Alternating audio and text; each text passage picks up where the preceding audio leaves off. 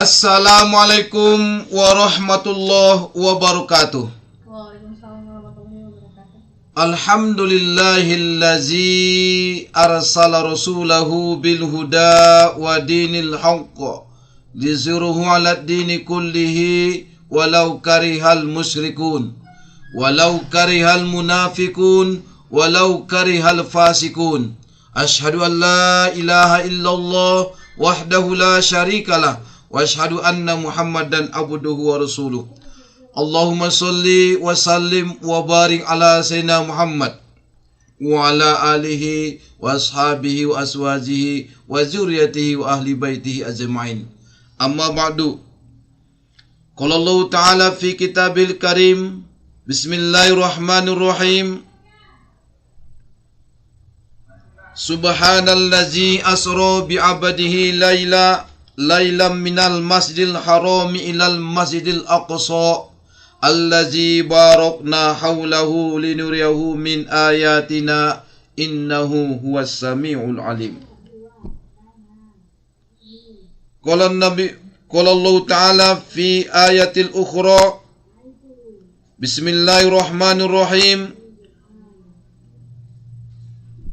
Ya ayyuhallazina amanu in tansurullaha yansurkum wa yusabbit aqdamakum.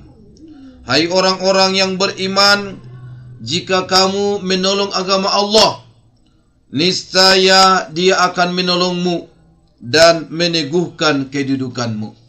Shadaqallahul azim wa shadaqa rasuluhun nabiyul karim wa nahnu ala zalika minasyahidin wasyakirin walhamdulillahi rabbil alamin. Kaum muslimin dan kaum muslimat, rekan rau di mana saja kita berada, yang sedang istirahat, yang sedang sibuk, yang sedang berkendaraan dan sedang mengerjakan, bisa jadi kaum ibu sedang memasak di dapur untuk mempersiapkan santapan malam. Dan bisa jadi bagi anak muda sedang menjeng jalan kanan, jalan ke kiri, jalan sore-sore, dan bisa jadi sedang belanja, dan Pak supir sedang menyupir kendaraannya. Hati-hati di jalan. Mudah-mudahan kita semua, seluruh kaum muslimin dan kaum muslimat, seluruh rekan rau di mana saja kita berada, mudah-mudahan tetap panjang umur, sehat walafiat, diberikan Allah kelapangan rezeki, dan mudah-mudahan kita selamat dunia dan akhirat. Kemudian khususnya yang kita hormati pimpinan, karyawan dan karyawati, pegawai, dan juga khususnya penyiar kita bersama Ibu Wanda Borulubis, berjalan-jalan ke Pinang Baris melihat mobil berbaris-baris. Siapapun marganya, kalau marga Lubis pasti orangnya manis. Kita semua, seluruh hadirin dan hadirat, namikim dot nabiot. Mari kita panjatkan syukur alhamdulillah kehadirat Allah Subhanahu wa taala atas segala rahmat dan nikmatnya yang tiada terhitung dan tiada tara. Mudah-mudahan dapat kita gunakan untuk meningkatkan amal ibadah. Semoga di dunia kita bahagia, di akhirat insyaallah kita masuk surga. Salawat dan salam kepada junjungan Nabi besar Muhammad sallallahu alaihi wasallam. Allahumma ja'al salawataka wa rahmataka wa barakatika ala sayyidil mursalin imamil muttaqin wa khataman nabiyyin Muhammadin abduka wa rasulika imamil khair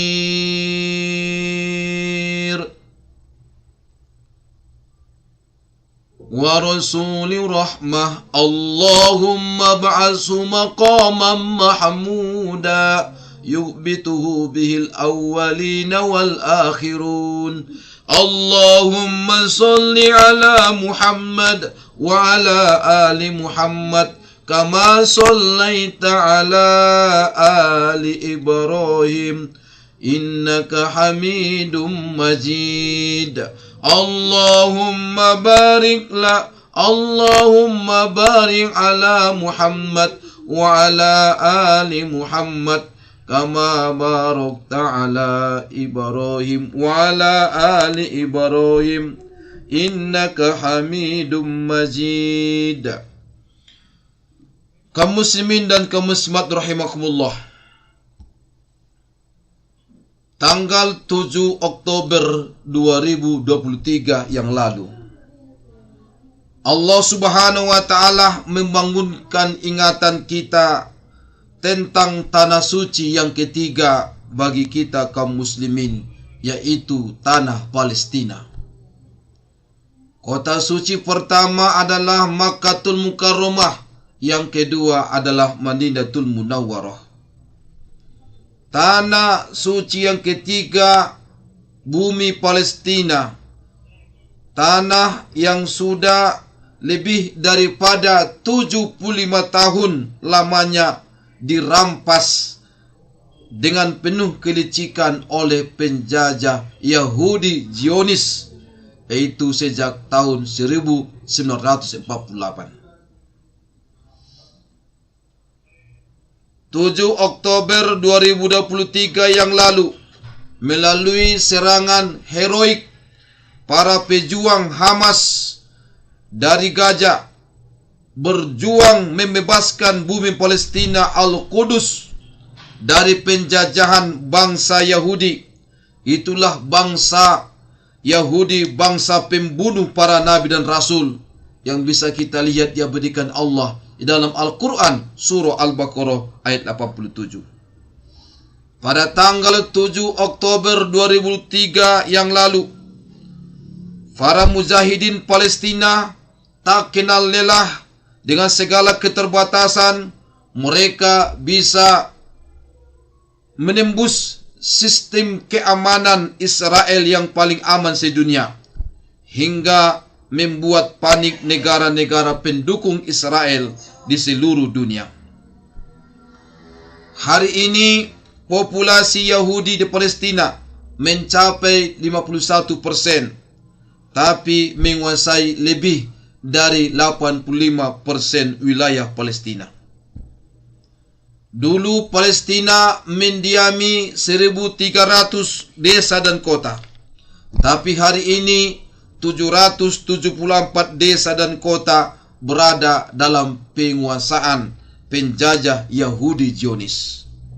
531 di antaranya diluluhlantahkan, dihancurkan sedemikian rupa. Hari-hari terakhir ini atau beberapa minggu ini, kita disuguhi tontonan yang begitu menyayat dan mengiris hati. Kaum Zionis Israel dengan leluasa seenaknya menjajah bumi Palestina dan menindas rakyat di sana. Serangan demi serangan terus dilancarkan. Ratusan dan bahkan ribuan nyawa rakyat Palestina menjadi korban kekejian dan kebiadaban mereka. Bangunan hancur dan roboh dibombardir oleh tentara Israel. Listrik mati, air mati, pasokan makanan bantuan tidak bisa masuk. Saudaraku, Palestina bukanlah negeri biasa. Palestina memiliki sejarah panjang yang menjadikannya selalu bersemayam dalam hati setiap Muslim. Palestina adalah ekspresi ukhuwah Islamiyah kita. Kita sedang diuji sebagai umat Islam. Apakah kita berukhuwah dan bersatu padu untuk menyatukan barisan melawan penjajahan Israel atas Palestina? Ini adalah ekspresi atau output dari solat berjamaah kita setiap hari. Kalau kita masih disibukkan oleh saling caci maki satu sama lain, maka Israel bukan tidak hancur, tapi jiwa Israel, jiwa penjajah masih ada dalam hati kita. Luka yang dialami oleh rakyat Palestina juga menjadi luka bagi orang-orang mukmin, orang-orang Indonesia, apapun agamanya. penderitaan yang dirasakan oleh rakyat Palestina juga penderitaan bagi seluruh umat manusia, apapun agamanya, bangsa dan negaranya. Bahkan manusia tidak beragama pun akan terpanggil membela Palestina.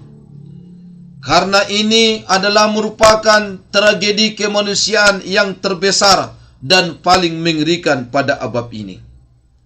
Tidak ada agama yang melegalkan dan mengajarkan pencurian dengan menggunakan kekerasan seperti yang terjadi di Palestina. Sebab semua agama pasti mengajarkan untuk saling mengasihi, mencintai, dan melindungi satu sama lain.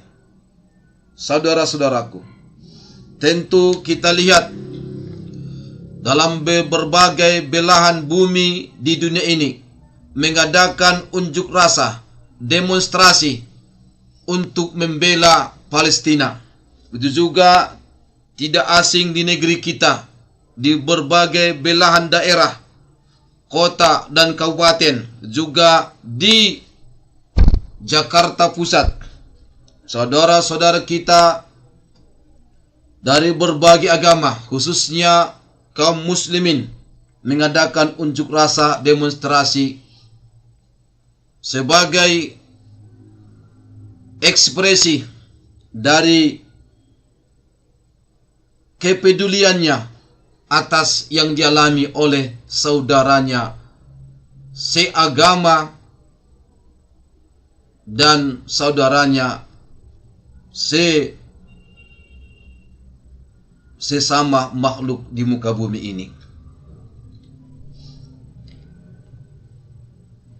Sambil memberikan bantuan donasi, doa, dan bahkan berbagai usaha dan upaya bagaimana rakyat Palestina supaya mereka bisa menjadi negara yang merdeka dan menjadi negara yang bebas menentukan arah kemana negerinya dibawa. Dan tentu kita semua, khususnya kaum muslimin dan kaum muslimat, kaum mukminat, berusaha semaksimal mungkin untuk memanjangkan doa, kunut najilah, untuk mendoakan saudara-saudara kita di sana, diberikan Allah mereka kekuatan untuk mencapai kemenangan, dan Allah memberikan kekuatan kepada mereka kesabaran untuk menghancurkan para kolonialis Zionis Yahudi yang tidak punya hati nurani. Kaum muslimin rahimakumullah, ada beberapa alasan kenapa kita membela Palestina. InsyaAllah nanti akan kami sampaikan ada 9 alasan kenapa kita membela Palestina. Ada 4 macam persaudaraan yang Allah perkenalkan kepada kita. Yang pertama, ukhuwah ubudiyah, yaitu saudara kita sesama makhluk. Yang kedua, ukhuwah insaniyah atau basyariyah, dalam arti seluruh umat manusia adalah bersaudara karena kita semua berasal dari seorang ayah dan ibu. Dan yang ketiga, ukhuwah watoniyah wan nasab, yaitu persaudaraan dalam keturunan dan sebangsa. Dan yang keempat, ukhuwah fid dinil Islam, persaudaraan antar sesama muslim. Saudara-saudaraku, dari 4 bentuk persaudaraan ini, semua itu terkumpul di dalam saudara kita, negeri Palestina. Lalu apa alasannya kenapa kita membela Palestina? Yang pertama, di Palestina terdapat Masjidil Aqsa masjid tertua di dunia setelah Masjidil Haram yang dibangun pertama kali oleh Nabi Adam alaihissalam 40 tahun setelah beliau membangun Masjidil Haram. Itu dijelaskan dalam sebuah hadis riwayat Bukhari dan Muslim dari Abu Dzar Al-Ghifari radhiyallahu anhu. Beliau berkata, "Qultu ya Rasulullah, ayyu masjid wudi'a awal?" Aku bertanya, wahai Rasulullah, masjid manakah yang pertama kali dibangun? Qala al-Masjidul Haram. Beliau bersabda menjawab, itulah masjid pertama adalah Masjidil Haram. Qultu summa ayyu. Kemudian aku bertanya, masjid mana lagi setelah itu? Qala summa al-Masjidul Aqsa. Kemudian setelah itu Masjidil Aqsa. Qultu kam kana bainahuma. Kemudian aku bertanya, berapa tahun jarak di antara keduanya dalam hal pembangunannya? Qala, beliau bersabda, arba'una, 40. Summa aynama adaroktaka sholatu ba'du fasollihi fa innal fatla fihi wa fi riwayah aynama adaroktaka as-sholatu fasolli fahuwa masjid. Kemudian dimanapun solat menjumpaimu, setelah itu maka solatlah karena keutamaan di dalamnya. Dan riwayat lain, dimanapun solat menjumpaimu maka solatlah karena ia adalah masjid. Hadis riwayat Bukhari dan Muslim. Saudara-saudaraku, la tusaddur rihal illa salasati masajid. Tidaklah pelana itu diikat, yaitu tidak boleh bersengaja melakukan perjalanan dalam rangka ibadah ke satu tempat kecuali ketiga masjid. Yang pertama Masjidil Haram, yang kedua Masjidil Rasul, Masjid Nabawi yang ada di Madinah, dan yang ketiga Masjidil Aqsa yang ada di Palestina. Hadis riwayat Bukhari dan Muslim. Salatu fi masjidi haja khairun min alfi solah.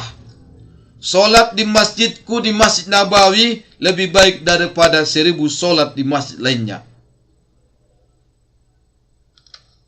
Fima siwahu illal Masjidil Haram, kecuali selain di Masjidil Haram.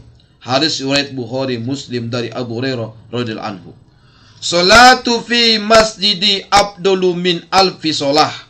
Solat di masjidku di Madinah, Masjid Nabawi, itu 1000 solat di masjid lainnya. Fima siwahu illal Masjidil Haram, kecuali Masjidil Haram. Wa salatu fil Masjidil Haram afdalu mim mi'ati alfi solah fima siwahu. Solat di Masjidil Haram itu lebih bagus, lebih utama daripada 100.000 kali solat pada masjid yang lain. Sedangkan solat di Masjid Al-Aqsa Palestina itu adalah 250 kali lebih baik solat satu kali dalamnya dibandingkan di masjid yang lainnya selain Masjid Nabawi dan Masjidil Haram.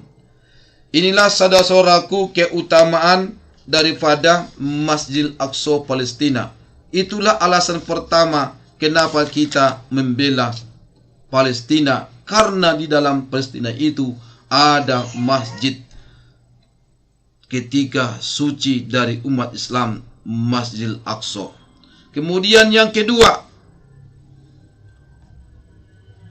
Masjid Aqsa yang ada di Palestina itu pernah menjadi kiblat solat umat Islam selama 17 bulan setelah Rasulullah SAW berhijrah dari Makkah ke Madinah. Saudara-saudaraku, ketika Rasulullah SAW di Makkah, beliau solat menghadap ke Baitul Maqdis, menghadap ke Palestina, Masjid Aqsa. Bahkan sampai di Madinah pun beliau masih menghadapkan lebih dari 10 bulan. Namun beliau terus memohon berharap agar kiblat dipindahkan ke Ka'bah yang merupakan kiblat Nabi Ibrahim alaihissalam. Pada suatu hari Nabi SAW mengunjungi ibu dari Basar bin Barrok bin Ma'rur dari Bani Salimah. Lalu Ummu Basar pun menjamu beliau. Kemudian tibalah waktu solat zuhur. Nabi SAW pun solat bersama para sahabat di masjid. Setelah mengerjakan solat 2 rakaat, turunlah Jibril mengisyaratkan untuk solat menghadap ke Baitullah, dan Jibril pun solat menghadap ke sana. Nabi SAW memutar posisinya menghadap Ka'bah. Bertukarlah posisi wanita pada kaum lelaki dan posisi kaum laki-laki pada posisi wanita. Oleh karena itu, masjid itu dinamai dengan Masjid Kiblatain, Masjid 2 Kiblat. Kemudian keluarlah Ibad bin Basar. Ia juga termasuk dalam jamaah solat tersebut.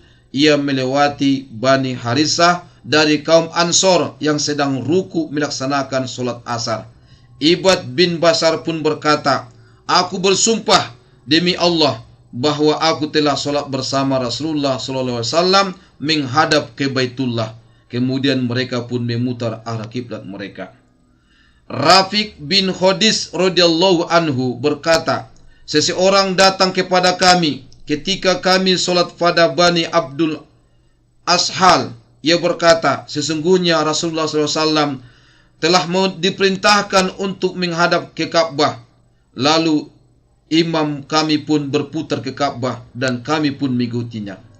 Ibnu Umar radhiyallahu anhuma berkata, pada saat orang-orang berada di Kubah, kala solat waktu itu solat subuh, lalu datanglah seseorang kepada mereka. Ia berkata, sesungguhnya telah diturunkan Al-Quran kepada Rasulullah SAW dan telah diperintahkan untuk menghadap ke Ka'bah. Kemudian mereka pun menghadap kepadanya, padahal sebelumnya mereka menghadap ke arah Sam, kemudian berputar ke arah Ka'bah.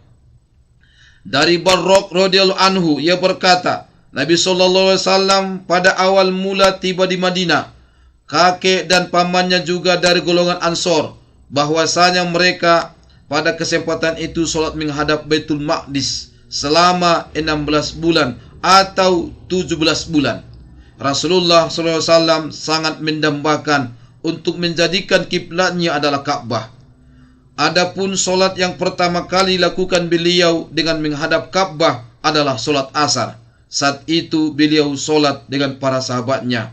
Kemudian keluarlah salah seorang yang ikut dalam jamaah tersebut dan melewati suatu kaum yang sedang ruku dalam solat di masjid. Lalu ia berkata, "Aku bersaksi demi Allah, aku telah solat bersama Rasulullah SAW menghadap Ka'bah." Mereka pun mengalihkan ke arah kiblat mereka menghadap Ka'bah, sementara kaum Yahudi dan Ahlul Kitab sangat menginginkan sekiranya kaum muslimin menghadap ke Baitul Maqdis.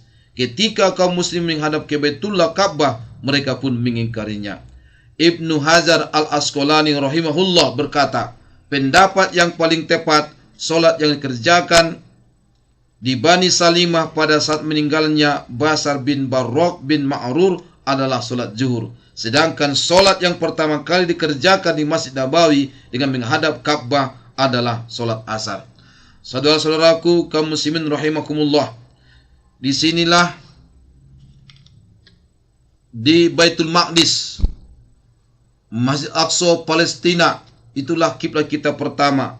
Tapi setelah turunnya Al-Quran yang memerintahkan Nabi kita untuk mengubah arah kiblatnya, arah solatnya ke Ka'bah, sebagaimana beliau mengharapkan itu, beliau menadahkan tangan berdoa kepada Allah Subhanahu wa taala untuk diganti arah kiblat solatnya ke arah Ka'bah, karena Ka'bah itu adalah kiblat yang pertama, yang kiblat Nabi Ibrahim alaihissalam. Kaum muslimin rahimakumullah, itu alasan yang kedua. Yang ketiga, kenapa Palestina kita bela? Karena di dalamnya ada Masjid Aqsa yang berada di Palestina, titik akhir perjalanan Isra dan titik awal perjalanan Mi'raj Nabi kita Muhammad sallallahu alaihi wasallam. Isra wal Mi'raj adalah salah satu mukjizat terbesar bagi Nabi kita Muhammad sallallahu alaihi wasallam. Di sanalah Nabi kita Muhammad sallallahu alaihi wasallam salat berjamaah mengimami seluruh nabi dan rasul, mulai daripada Nabi Adam alaihissalam sampai Nabi Isa alaihissalam. Bismillahirrahmanirrahim. Subhanalladzi asra bi'abdihi laylan minal masjidil harami ilal masjidil aqsa alladzi barakna haulahu linuriyahu min ayatina innahu huwas sami'ul basir. Maha suci Allah yang telah memperjalankan hambanya pada suatu malam dari Masjidil Haram ke Masjidil Aqsa yang telah kami berkahi di sekelilingnya, agar kami perlihatkan kepadanya sebagian daripada tanda-tanda kebesaran kami. Sesungguhnya dia adalah maha mendengar lagi maha mengetahui. Kaum muslimin dan kaum muslimat rahimakumullah. Kemudian alasan yang keempat, kenapa kita membela Palestina?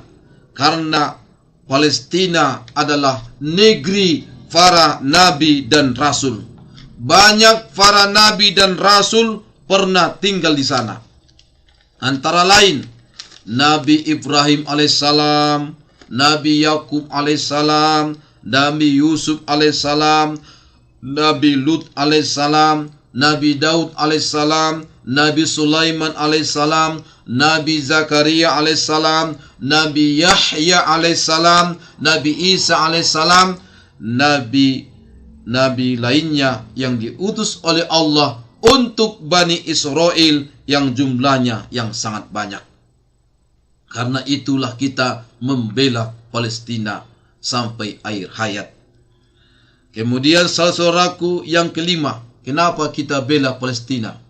Karena di sana terdapat Baitul Maqdis, Masjidil Aqsa sebagai ardu mahsyar, tempat berkumpulnya seluruh manusia menjelang hari kiamat nanti yang masih hidup di kala itu. Kenapa kita membela Palestina? Alasan keenam adalah di sanalah Dajjal akan terbunuh di tangan Nabi Isa alaihissalam. Palestina tempat dilahirkannya Nabi Isa, kelak akan menjadi negeri tempat bertarungnya Nabi Isa alaihissalam dengan Dajjal laknatullah hingga berhembusnya angin yang akan mewafatkan semua orang-orang yang beriman. Kelak Nabi Isa diturunkan Allah di timur Damaskus. Nabi Isa alaihissalam menemukan Dajjal dan membunuhnya di pintu Lut, di pintu Palestina. Sebagaimana dijelaskan Rasulullah SAW dalam hadis yang diriwayatkan dari An-Nawas bin Sam'an. Saat Dajjal seperti itu, tiba-tiba Isa putra Maryam turun di sebelah timur Damaskus di Menara Putih dengan mengenakan dua baju yang dicelup wars dan jakfaran, seraya meletakkan kedua tangannya di atas sayap dua malaikat. Bila ia menundukkan kepala, air pun menetes. Ketika ia mengangkat kepala, air pun bercucuran seperti mutiara. Tidaklah orang kafir mencium bau dirinya, melainkan ia akan mati. Sungguh bau napasnya sejauh mata memandang.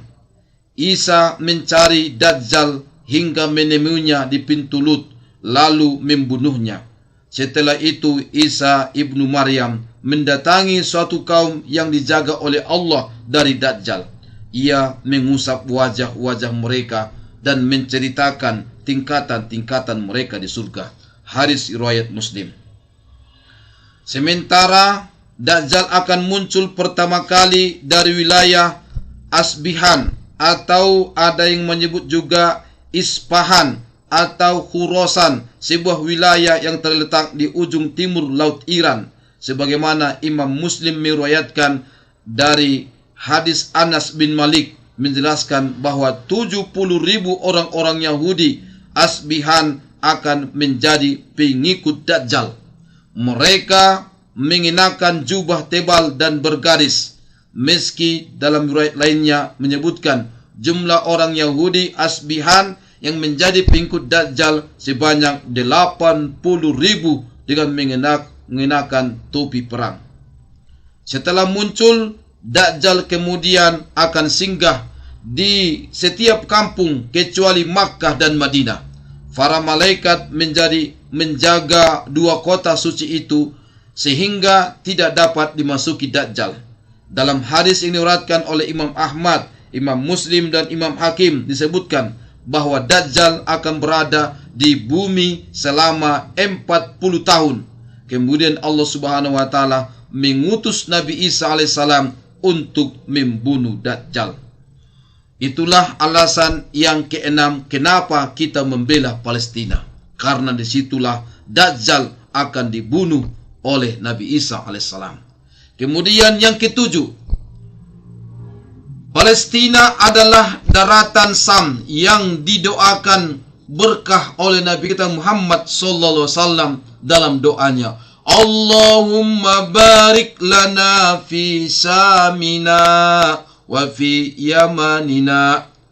Nabi kita Muhammad SAW berdoa, ya Allah berkailah negeri Sam dan Yaman. Kemudian saudara-saudaraku, kedelapan, kenapa kita membela Palestina? Karena di Palestina banyak sekali para sahabat yang pernah berdakwah menyebarkan dan mengajarkan Islam di sana. Antara lain sahabat Ubadah bin As-Samit, Saddad bin Aus, Usamah bin Zaid bin Haritsah, Wabsilah bin Al-Asqa. Yang kelima Dihya Al-Kalbi. Yang keenam Aus bin As-Samit. Yang ketujuh Mas'ud bin Aus dan lain sebagainya. Dan yang kesembilan, alasan yang terakhir kenapa kita bela Palestina, karena Palestina telah melahirkan ribuan ulama dan tokoh-tokoh Islam terkemuka yang berhikmah untuk Islam. Tercatat para ulama yang lahir dan pernah tinggal di Palestina. Yang pertama, Imam Malik bin Dinar. Yang kedua, Imam Sufyan As-Sauri. Yang ketiga, Imam Ibnu Shihab Az-Zuhri. Dan yang keempat, Imam As-Syafi'i. Saudara-saudaraku, selain itu, Sultan Mahmud Nuruddin Jangki pernah mengucapkan, aku malu kepada Allah Subhanahu wa taala untuk tersenyum sedangkan Baitul Maqdis masih terjajah. Aku malu kepada Allah untuk tersenyum sedangkan Baitul Maqdis masih terjajah. Sungguh kata-kata Sultan Mahmud Nuruddin Jangki ini sangat mengetuk hati kita. Kita sungguh malu seluruh kaum muslimin dan kaum muslimat ketika saat ini Baitul Maqdis, kota Palestina, masih terjajah. Mari ini kita tanamkan dalam diri kita dan mari kita berusaha semaksimal mungkin dengan doa-doa kita dan donasi kita dan upaya kita semua semaksimal mungkin untuk membebaskan bumi Palestina. Sultan Abdul Hamid II bahkan pernah mengatakan, saya tidak akan menjual sejengkal tanah pun dari bumi Palestina. Beliau katakan itu dengan tegas dan penuh keberanian pada saat menolak sogokan uang dalam jumlah sangat besar dari orang-orang Zionis Yahudi yang ingin menempati sebagian wilayah Palestina. Tidak kalah fenomenal adalah Sultan Salahuddin Al-Ayyubi, didorong oleh kecintaannya yang mendalam kepada bumi Palestina. Pada tanggal 27 Rajab 583 Hijriah, beliau berhasil membebaskan Baitul Maqdis Palestina. Ketika ingin membebaskan Baitul Maqdis, Sultan Salahuddin Al-Ayyubi tidak langsung menyiapkan tentara dan peralatan perang.